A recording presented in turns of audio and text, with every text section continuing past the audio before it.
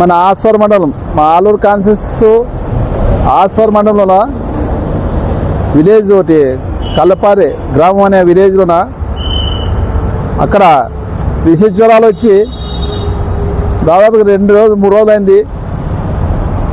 ప్రభుత్వము అక్కడ కన్నెత్తని చూడలేదు. అదేవిధంగా డాక్టర్లు కానీ అసలు పట్టించుకొని పాపాన్ని లేదు. నేను డిఎంహెచ్ఓ ఫోన్ చేస్తే సార్ ఇప్పుడు పంపిస్తాం సార్ అని చెప్తారు. ఎంత ప్రభుత్వం ఎంత అన్యాయమైన పరిపాలన చేస్తున్నారంటే, ఇంతకుముందు మా జగనన్న ప్రభుత్వంలో వారానికి ఒకసారి విలేజ్ క్లినిక్ అని ప్రతి విలేజ్కి డాక్టర్లను పంపించేవారు. వీళ్ళు ఈ కూటమి ప్రభుత్వం వచ్చినాక అసలు ఆరోగ్యశ్రీని ఎత్తేసినారు. అసలు ఆరోగ్యశ్రీకి అసలు లేనే లేదు. ప్రజలకు వైద్యము విద్య అనేది లేకుండా ఈరోజు ఇంత దుర్మార్గమైన పరిపాలన చేస్తున్నారు.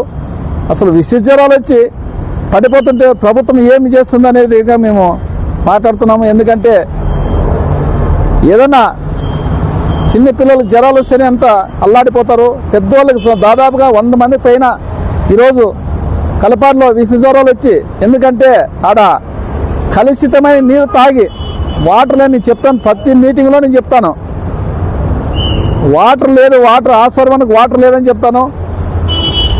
అలాంటిది అసలు ఇంతవరకు వాళ్ళ ప్రభుత్వం కూటమి ప్రభుత్వం వచ్చి సంవత్సరమైంది, ఇంతవరకు దానికి నీళ్ళు వాటర్ గురించి పట్టించుకునే లేరు, వైద్యం గురించి పట్టించుకునే లేరు. సంవత్సరమైంది. అసలు వైద్యం అంటే గాలికి వదిలేసినారు, ఆరోగ్యశ్రీని పక్కన పెట్టేసినారు. వీళ్ళు చెప్పిందేమో ఒకటి, చేసేది ఒకటి చేస్తున్నారు. అదేవిధంగా ఖచ్చితంగా మేము డిఎంహెచ్ఓ ఫోన్ చేసి ఇమీడియట్లో పోయి ఆ ఊరికి పోయి అక్కడే ఉండి మన ప్రజలకి వైద్యం అందించాలనే విధంగా మేము కోరుతున్నాం.